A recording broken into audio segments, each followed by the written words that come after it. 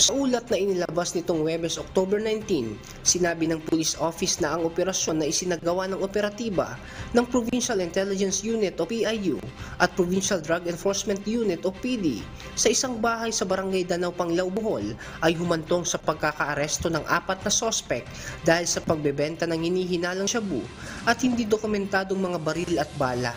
Samantalang 2 menor de edad naman ang nasagip sa buy-bust operation na kumpirmang mga high-value na individual at pinaghihinala ang umuusbong na gun-for-hire personalities ang mga inarestong sospek.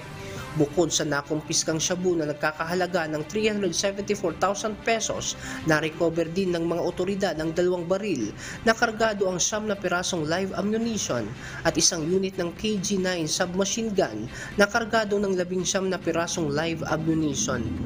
Sinabi ng pulisya na sangkot ang mga sospek sa ilang insidente ng pamamaril na may kinalaman sa droga at kinuha umano sila para maggasik ng karahasan sa darating na Barangay Sangguniang Kabataan Elections o BSKE.